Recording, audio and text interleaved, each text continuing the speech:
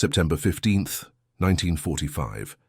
The morning sun cast long shadows across the devastated streets of Yokohama, Japan, where the acrid smell of smoke still lingered in the air 3 weeks after the formal surrender. Staff Sergeant Robert Washington of the 369th Infantry Regiment stood at attention outside the makeshift administration building that had once housed a textile factory, watching as American trucks rumbled past, carrying supplies and personnel for the massive occupation effort. The 24-year-old soldier from Detroit had expected to find a conquered enemy population, broken and resentful, ready to challenge every aspect of American authority in their homeland. Before we dive into this story, make sure to subscribe to the channel and tell me in the comments where you're watching from. It really helps support the channel. What Robert could never have imagined was that within 72 hours, he would make a decision that would not only save lives but fundamentally challenge everything he thought he knew about duty, humanity, and the true meaning of courage in the aftermath of global conflict. The occupation of Japan represented one of the most ambitious undertakings in military history. General Douglas MacArthur commanded over 400,000 American personnel tasked with transforming a former enemy nation into a democratic ally. The logistics alone were staggering, feeding 35 million people in the Tokyo-Yokohama area, establishing new governmental structures, and maintaining order among a population that had been told for years that Americans were barbaric demons who would show no mercy. For the men of the 369th Infantry Regiment, an all-black unit that had distinguished itself during the Italian campaign, the assignment to Japan represented both opportunity and uncertainty. These soldiers had fought valiantly in Europe, yet returned to a homeland where they faced segregation and discrimination despite their service.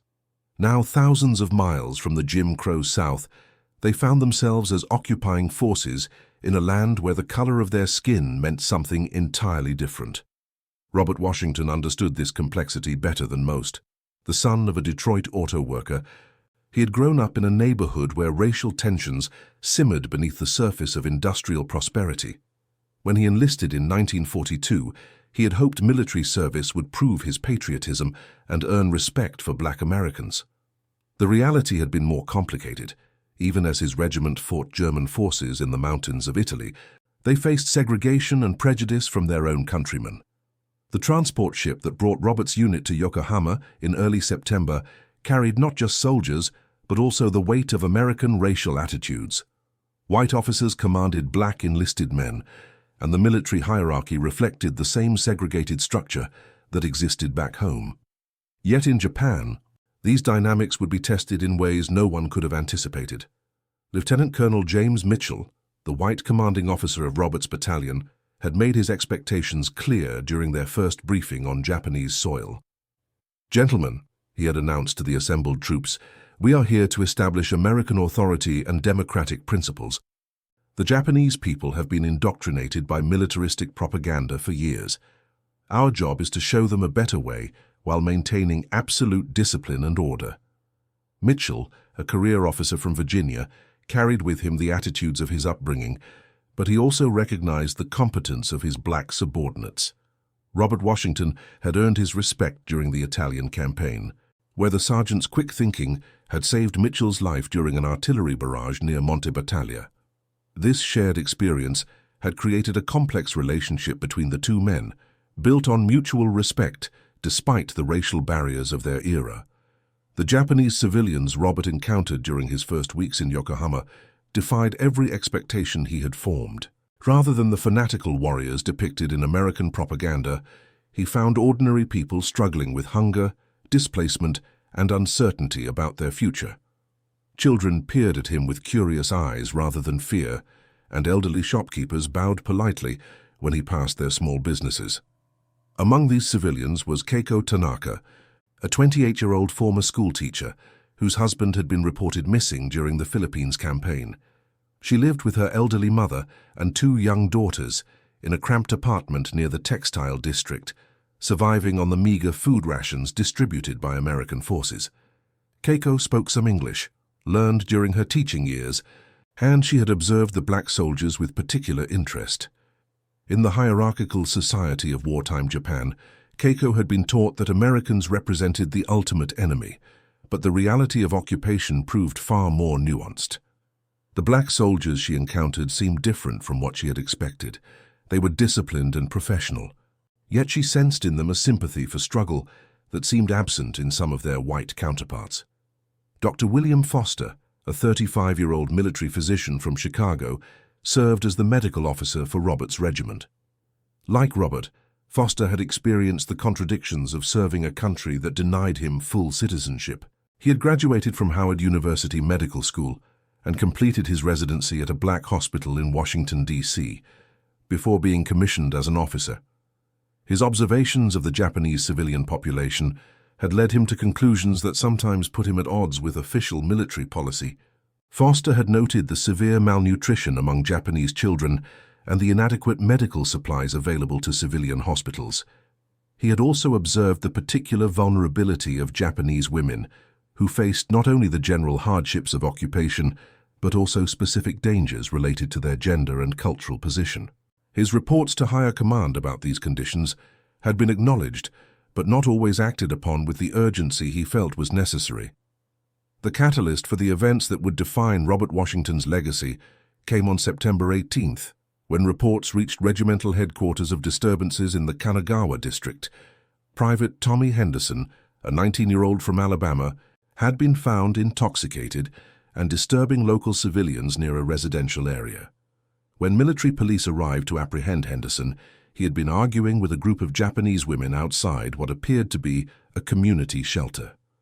Captain Edward Barnes, the military police commander investigating the incident, discovered that Henderson had been demanding entry to the building, where approximately 30 Japanese women and children had taken refuge. The building, a former community center, had been converted into emergency housing for displaced families. Henderson claimed he was conducting a security inspection, but witnesses reported that he appeared to be acting without authorization and had been drinking. Robert Washington received orders to report to Captain Barnes for additional investigation of the incident. As he walked through the narrow streets toward the shelter, he reflected on the complex dynamics he had observed during his weeks in Japan. The American occupation forces held absolute power over the Japanese population, yet this power came with responsibilities that not every soldier understood or respected. When Robert arrived at the community shelter, he found a scene that would remain etched in his memory forever. Captain Barnes stood outside the building with 2 other military police officers, while a small group of Japanese women clustered near the entrance. Among them was Keiko Tanaka, who served as an interpreter for the shelter residents. Her face showed a mixture of concern and determination as she spoke quietly with the other women. "Sergeant Washington," Captain Barnes called out, "I need you to conduct a proper security inspection of this facility. There were reports of suspicious activity, and we need to ensure everything is in order." Robert saluted and approached the building entrance. As he did, Keiko stepped forward and spoke in careful English. "Please, sir," she said, "the women inside are very frightened. Many have small children.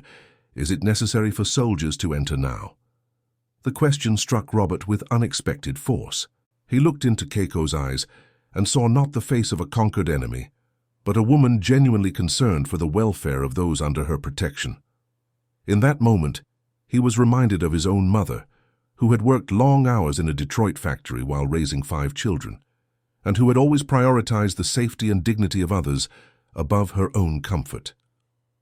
"Ma'am," Robert replied respectfully, "can you tell me what type of facility this is and who is staying here?"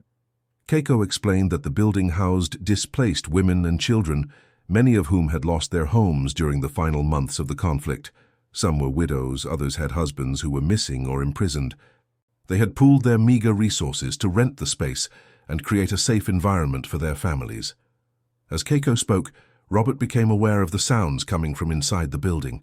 He could hear children's voices, quiet conversation in Japanese, and the general murmur of people going about their daily lives. These were not the sounds of military activity or suspicious behavior, but rather the ordinary rhythms of families trying to survive in extraordinary circumstances. Captain Barnes approached Robert with a clipboard containing the incident report. "Sergeant," he said, "I need a complete search of the premises. Check every room. document any suspicious materials or activities, and prepare a full report for the colonel. Robert examined the paperwork and noted several inconsistencies. The original complaint had been filed by Private Henderson, who was now under arrest for drunken and disorderly conduct. No other American personnel had reported any problems with the shelter. Most significantly, Robert realized that a full search of the building would require separating mothers from children and subjecting frightened families to interrogation and property inspection. "Captain," Robert said carefully, "based on my preliminary assessment, I don't see any immediate security threats. Perhaps we could conduct a more limited inspection that doesn't disrupt the families inside." Barnes frowned at the suggestion.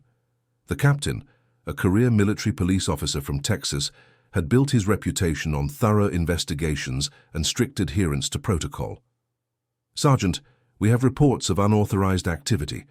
I need a complete search, room by room. These people need to understand that American authority is absolute." Robert felt the weight of a decision that would define not just his own character, but his understanding of what it meant to serve with honor.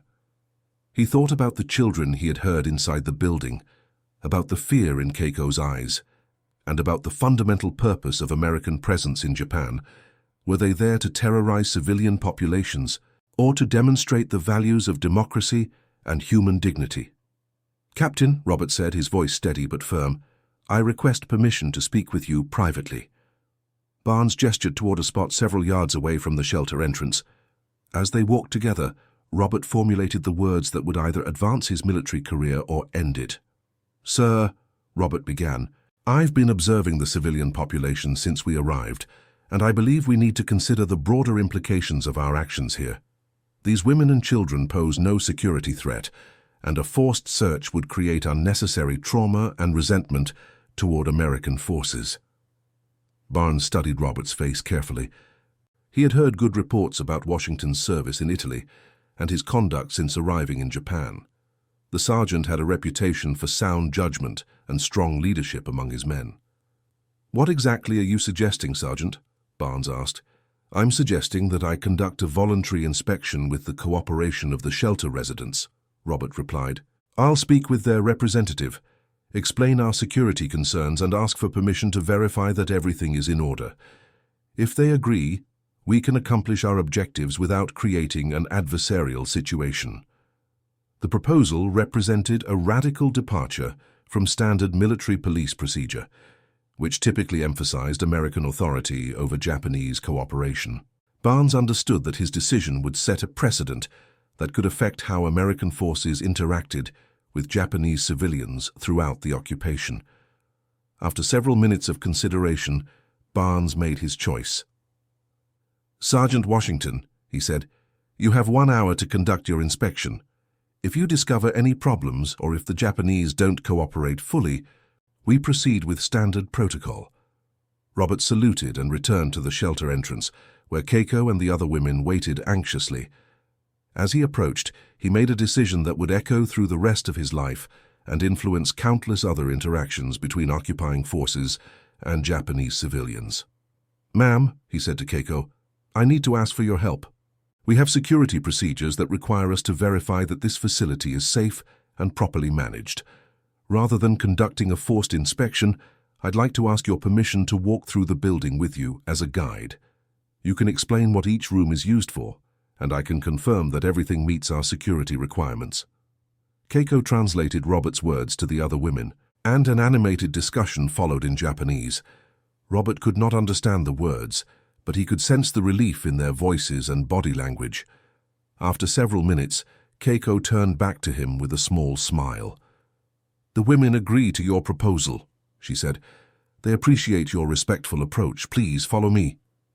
As Robert entered the shelter, he was struck immediately by the cleanliness and organization of the space. Despite the obvious poverty of the residents, everything was neat and orderly. Children's drawings decorated the walls, and small personal items were arranged carefully on makeshift shelves. The building contained 6 rooms that served various purposes: sleeping areas for families, a common kitchen, a childcare space, and a small area set aside for prayer and meditation. In each room, Robert encountered families who bowed politely and answered his questions through Keiko's translation. He saw mothers mending clothes with careful stitches, elderly women teaching children to read from scarce books, and toddlers playing quietly with toys made from scraps of cloth and wood. The humanity of the scene overwhelmed any concerns about security threats.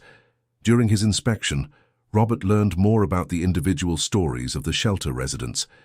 Mrs. Yamamoto was 73 years old and had lost her home in the firebombing campaigns of the final months of the conflict.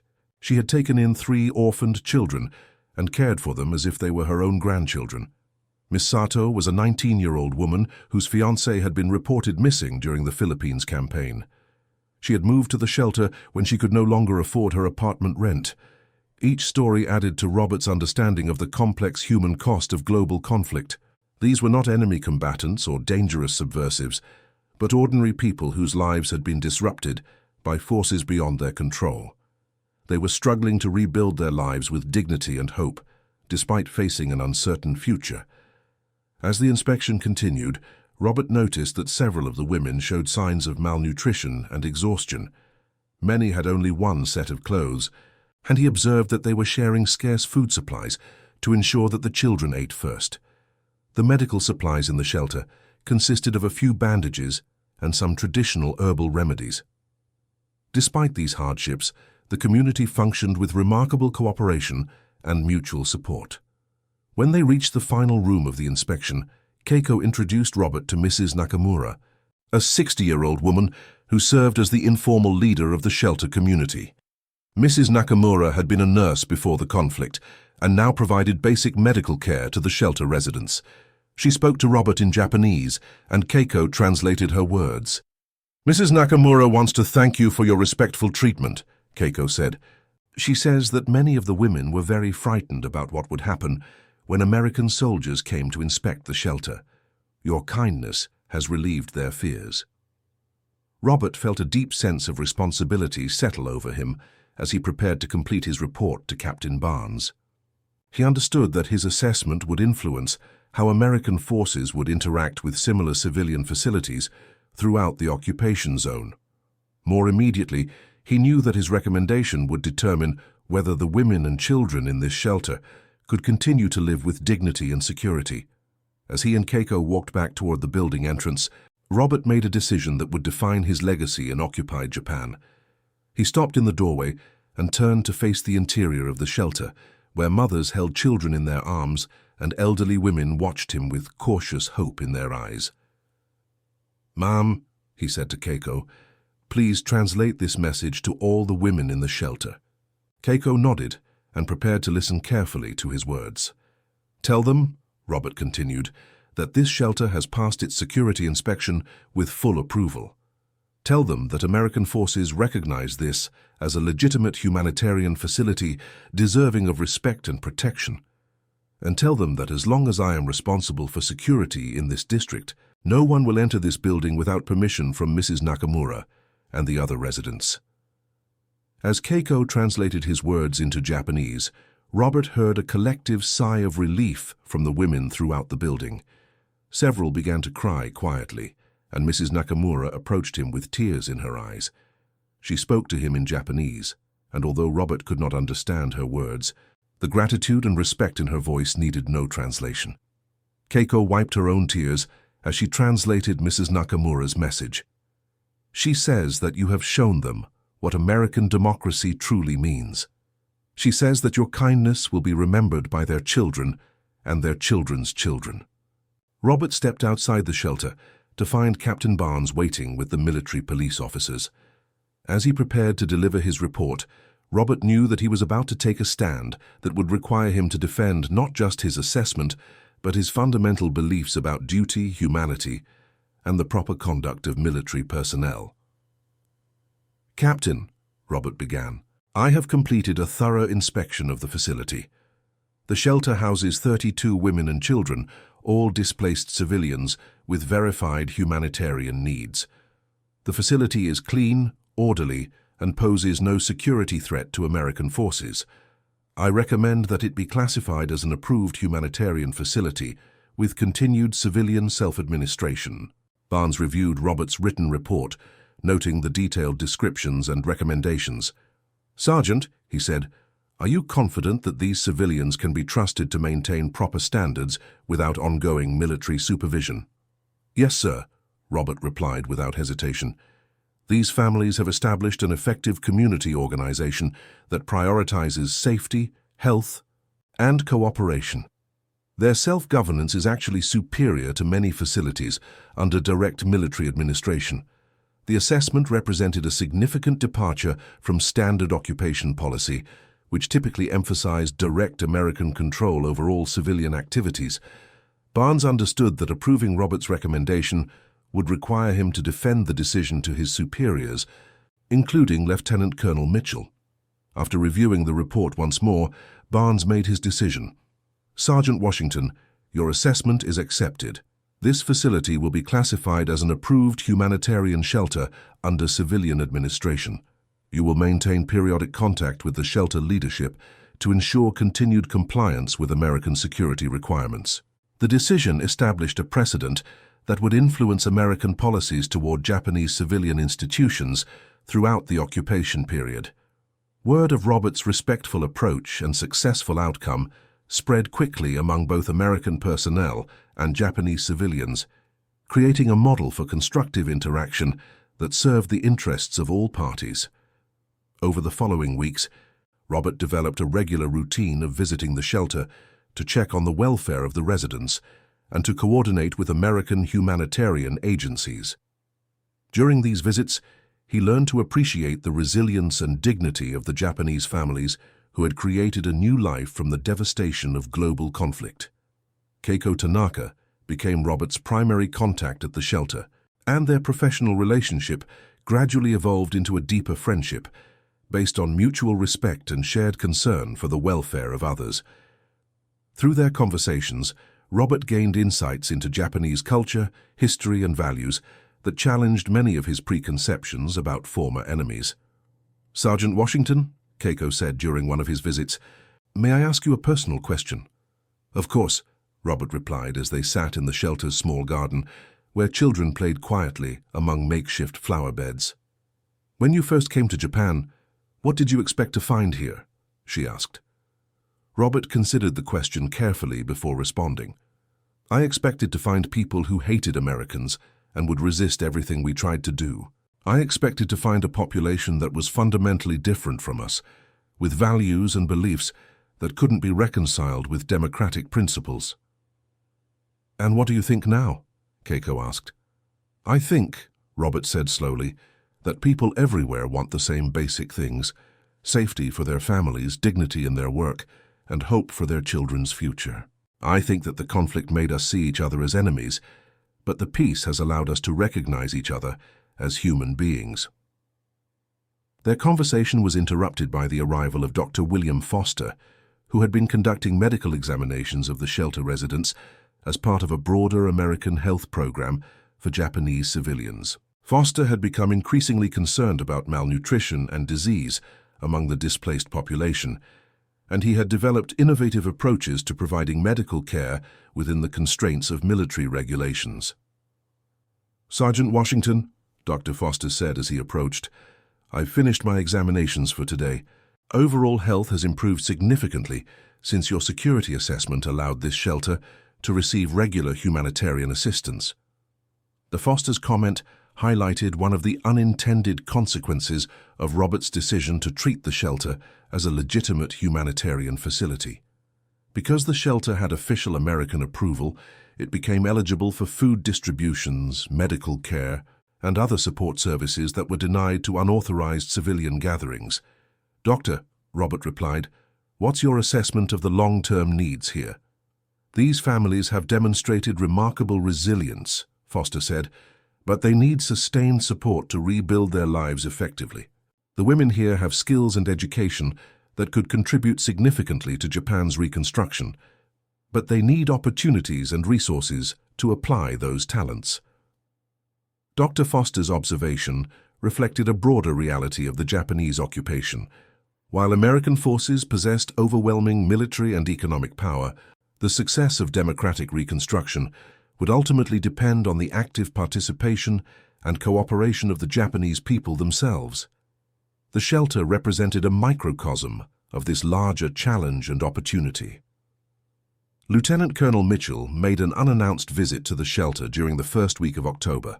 Robert received only 30 minutes' notice before the commanding officer's arrival, but he was confident that the shelter would represent his unit and his decisions favorably. "Sergeant Washington," Mitchell said as they walked through the shelter together, "I've been receiving reports about your unconventional approach to civilian relations. I wanted to observe the results firsthand." As they toured the facility, Mitchell noted the same cleanliness, organization, and cooperation that had impressed Robert during his initial inspection. He observed mothers teaching children English phrases, elderly women preparing traditional Japanese meals with American food supplies, and teenagers helping to maintain the building and garden areas. Mrs. Nakamura greeted Colonel Mitchell with the formal courtesy appropriate to his rank, and Keiko translated her expressions of gratitude for American support and protection. The colonel observed the obvious respect that the shelter residents showed toward Robert, and he noted the sergeant's professional but compassionate interactions with the Japanese families. "Sergeant," Mitchell said when they had completed the tour, "your approach here has produced impressive results. I'm recommending your methods for implementation at similar facilities throughout the occupation zone." The endorsement from Lieutenant Colonel Mitchell established Robert's approach as official policy for his regiment, and word of the successful shelter program reached American headquarters in Tokyo. Within 6 months, the principles of respectful civilian engagement and cooperative self-governance had been adopted as standard practice throughout the occupation forces. The broader impact of Robert's decision extended far beyond the immediate welfare of the 32 families in the Yokohama shelter. His approach demonstrated that American democratic values could be promoted more effectively through respect and cooperation than through intimidation and control. This realization influenced policies towards civilian institutions, education reforms, and economic reconstruction programs throughout Japan. As autumn turned to winter in 1945, Robert continued his regular visits to the shelter, where he witnessed the remarkable resilience of families rebuilding their lives from devastation. Children who had been malnourished and frightened in September were now healthy, curious, and eager to learn about the wider world. Mothers who had feared for their safety now participated actively in community organization and planning for the future. The transformation was perhaps most evident in the relationship between Keiko Tanaka and her 2 young daughters. The girls, who had initially hidden behind their mother when American soldiers appeared, now greeted Robert with smiles and attempted to practice their English with him. Their confidence reflected the broader sense of security and hope that had emerged within the shelter community. During one of his December visits, Robert discovered that the shelter residents had organized a small Christmas celebration that combined American and Japanese traditions.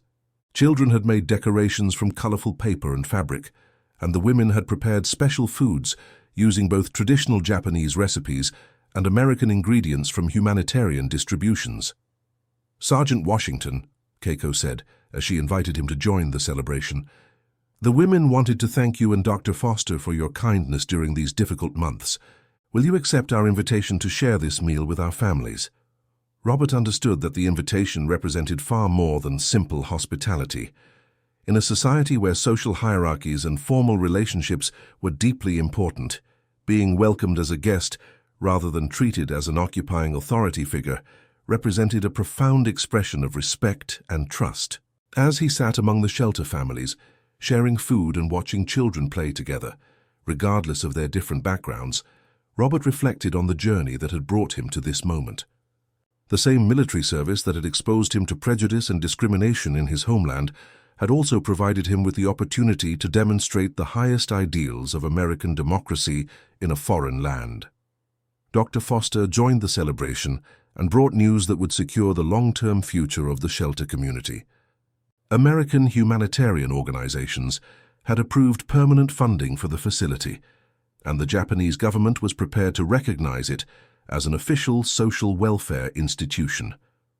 The women would receive assistance in finding employment and permanent housing while maintaining their support network and community bonds. This shelter has become a model for successful civilian reconstruction, Dr. Foster announced through Keiko's translation. The cooperation and mutual support demonstrated here will be studied and replicated throughout Japan and other occupied territories.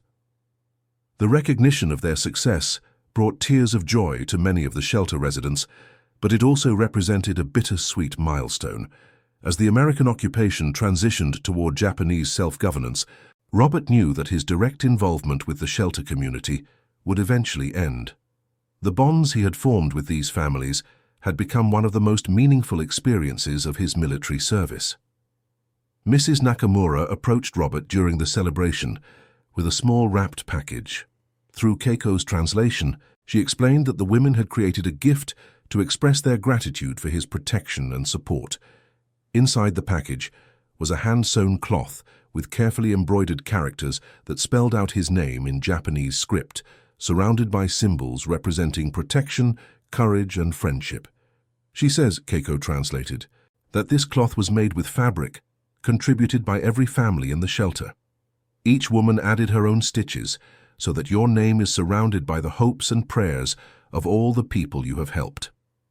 Robert accepted the gift with profound emotion, understanding that it represented not just personal gratitude, but recognition of his role in demonstrating the possibility of constructive relationships between former enemies. The embroidered cloth would become one of his most treasured possessions, a tangible reminder of the human connections that had transformed his understanding of duty and service. As 1945 drew to a close, reports of Robert's successful approach to civilian relations reached American military headquarters in Washington. The War Department was developing policies for post-conflict reconstruction in other occupied territories, and Robert's methods offered a proven model for building cooperative relationships with civilian populations. In January 1946, Robert received orders to report to Tokyo headquarters for consultation on civilian relations policies. The assignment represented recognition of his expertise and an opportunity to influence broader American approaches to occupation and reconstruction. However, it also meant leaving the shelter community that had become central to his sense of purpose and identity. On his final visit to the shelter before departing for Tokyo, Robert found that the residents had organized a farewell ceremony that combined formal Japanese customs with expressions of personal affection.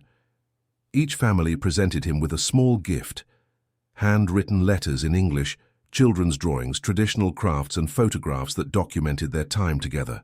Keiko spoke for the entire shelter community as she presented Robert with a formal letter of gratitude that would become part of his official military record. "Sergeant Washington," she said, "you came to Japan as a member of an occupying army, but you became our friend and protector. You showed us that Americans could treat us with dignity and respect, even when they had the power to do otherwise. Your example has influenced not just our lives, but our children's understanding of what democratic values truly mean." As Robert prepared to leave the shelter for the final time, he stood in the same doorway where he had made his crucial decision 4 months earlier. The transformation he observed was remarkable. A building that had housed frightened, displaced families now hummed with activity as residents prepared for independent lives in reconstructed communities. Children played confidently, mothers planned for the future, and elderly residents shared their knowledge and wisdom with the next generation. The success of the shelter program had ripple effects that extended throughout the Yokohama district and beyond.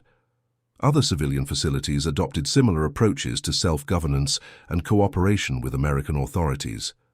Japanese officials studied the shelter's organization and policies as they developed new social welfare programs. Most importantly, the respectful relationship between American forces and Japanese civilians became a foundation for the broader democratic transformation of Japanese society. Robert's consultation assignment in Tokyo involved working with policy specialists to develop training programs for American personnel serving in occupied territories around the world.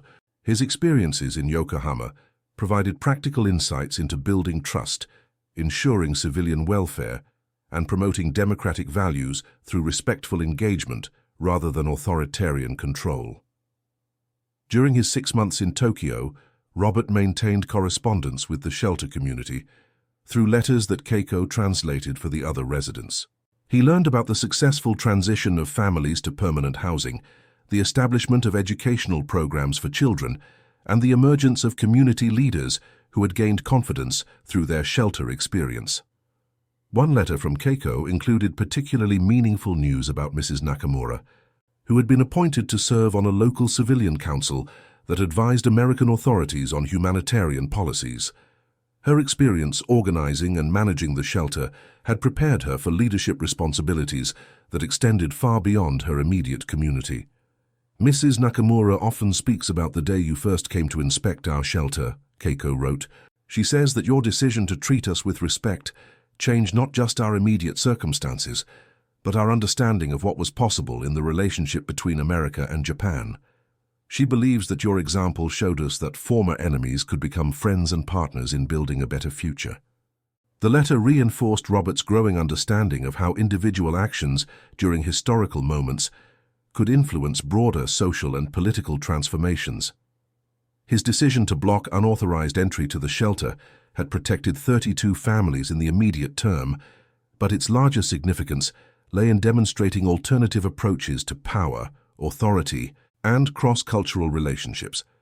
When Robert completed his Tokyo assignment in July 1946, he requested permission to return to the Yokohama district before his scheduled departure from Japan. American authorities granted his request, recognizing the value of allowing him to observe the long-term results of his civilian relations work. The Yokohama he returned to in July was dramatically different from the devastated city he had first encountered 10 months earlier. Reconstruction efforts had cleared rubble from the streets, new businesses were opening daily, and Japanese and American personnel worked together on infrastructure projects. The changes reflected the success of occupation policies that emphasized cooperation and mutual respect, rather than domination and control. Robert's visit to the former shelter site revealed the ultimate success of the community he had helped protect. The building had been converted into a permanent social services center that provided education, healthcare, and assistance to families throughout the district. Many of the original shelter residents now worked as staff members, using their experience to help other displaced families rebuild their lives. Keiko greeted Robert at the center with news that captured the personal dimension of the broader historical transformation. She had accepted a position teaching English to Japanese children, using skills she had developed through her interactions with American personnel. Her daughters were thriving in school and spoke confidently about their plans for the future. Mrs. Nakamura had been elected to the local municipal council, where she advocated for women's rights and social welfare programs.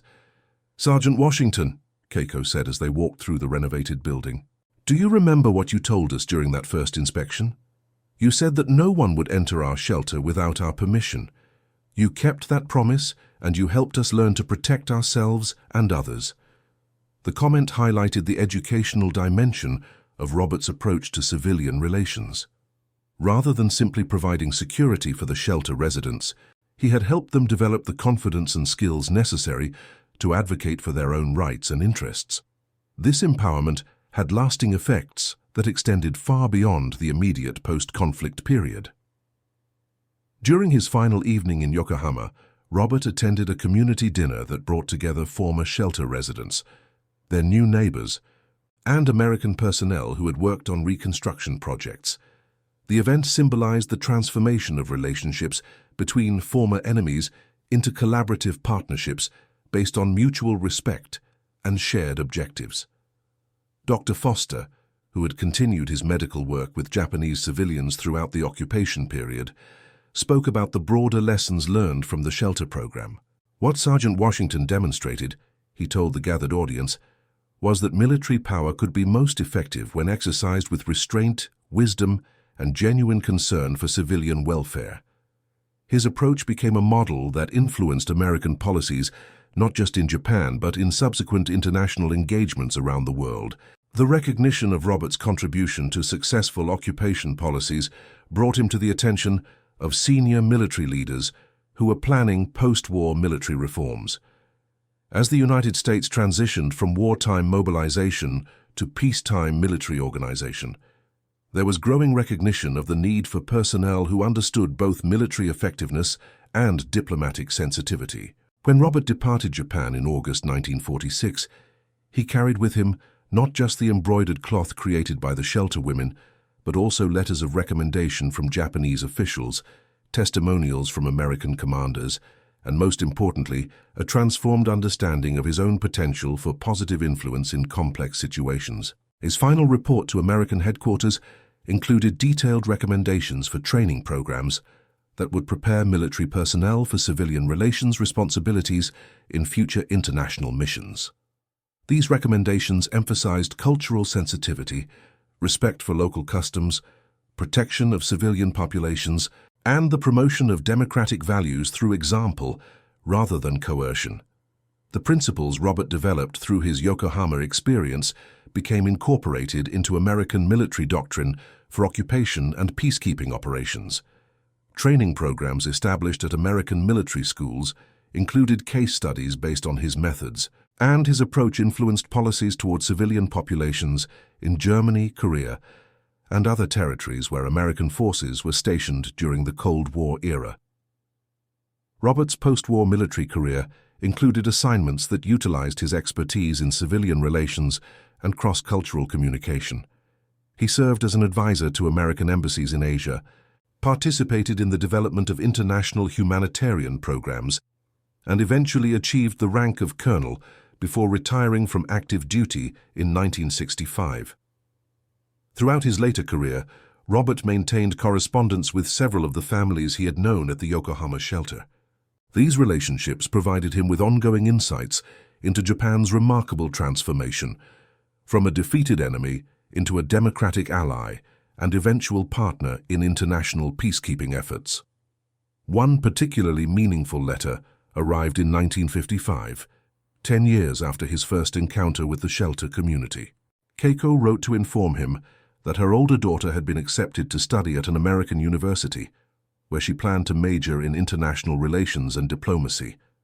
The young woman had written her college application essay about the American soldier who had shown her family kindness during the occupation period, and how his example had influenced her own ambitions to build bridges between cultures. "My daughter says," Keiko wrote, "that she wants to help create a world where people like you can prevent conflicts before they start, rather than having to heal the damage afterward. She believes that understanding and respect between different peoples is the foundation of lasting peace." The letter represented the ultimate validation of Robert's approach to post-conflict relationships.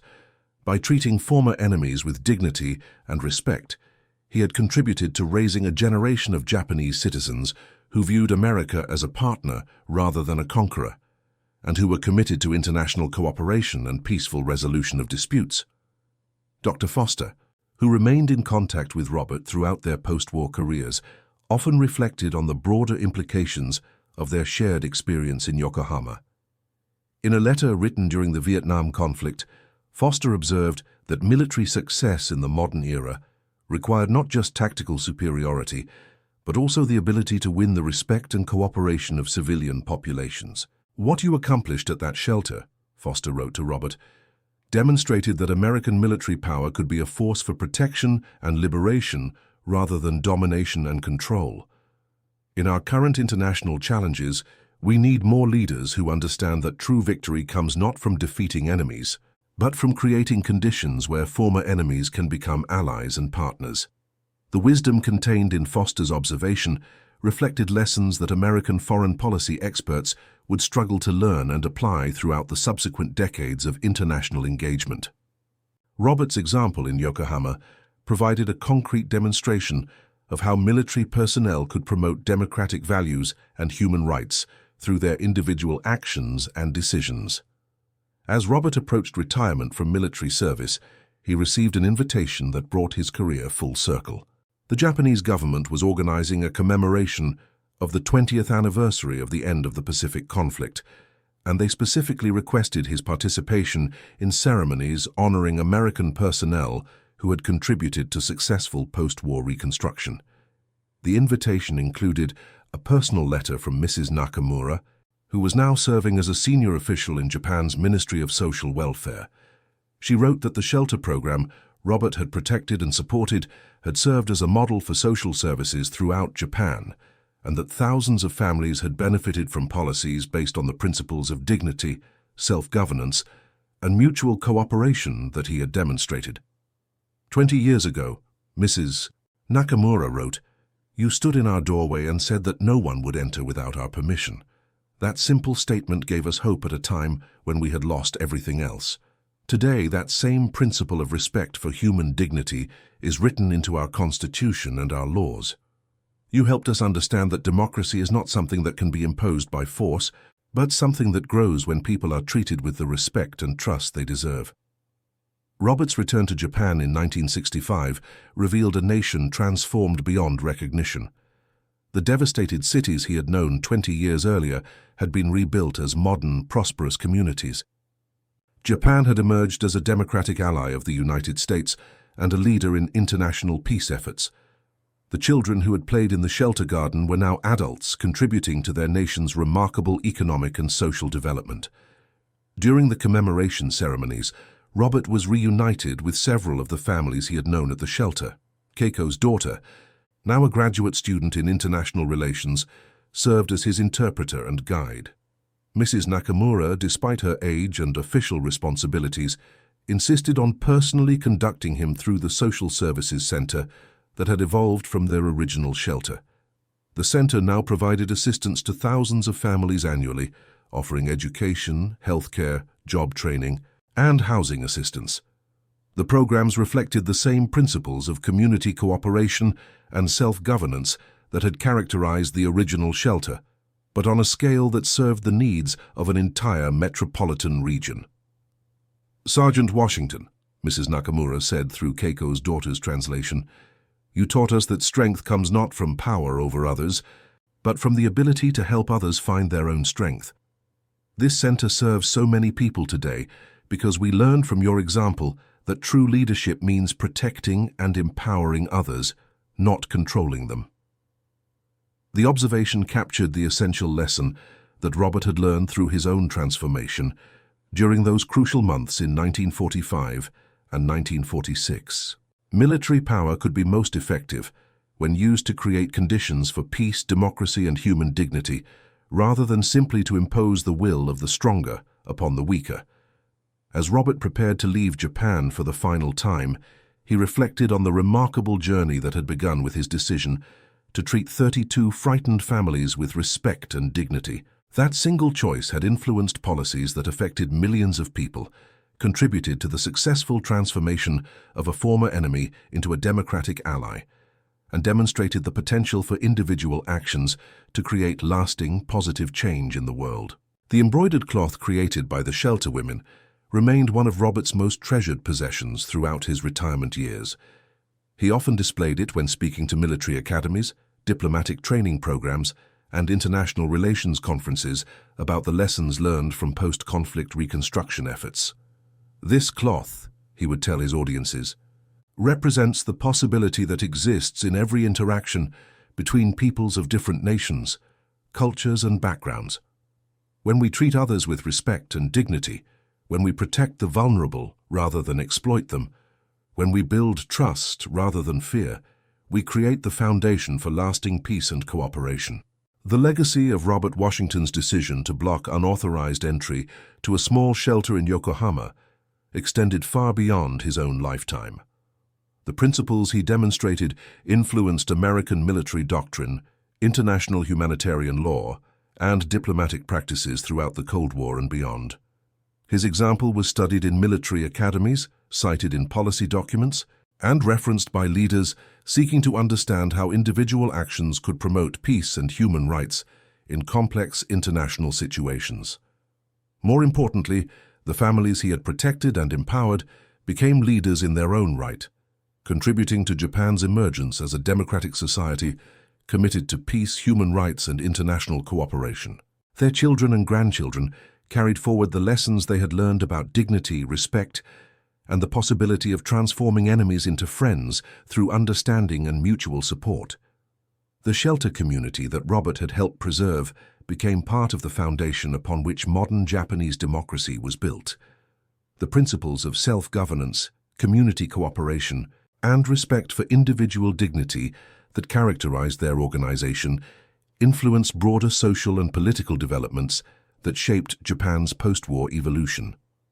As historians later analyzed the success of American occupation policies in Japan, they consistently identified the respectful treatment of civilian populations as a crucial factor in building trust and cooperation between former enemies. Robert Washington's approach to civilian relations became recognized as a model for how military personnel could promote democratic values and human rights through their daily interactions with local populations. The transformation that occurred in that small shelter in Yokohama represented in microcosm the larger transformation that was possible when people chose to build bridges rather than walls, to protect rather than exploit, and to treat former enemies with the respect and dignity that all human beings deserve. It demonstrated that true victory in conflict comes not from dominating the defeated, but from creating conditions where former enemies can become partners in building a more peaceful and just world. And that concludes our story. If you made it this far, please share your thoughts in the comments. What part of this historical account surprised you most? Don't forget to subscribe for more untold stories from World War II and check out the video on screen for another incredible tale from history. Until next time.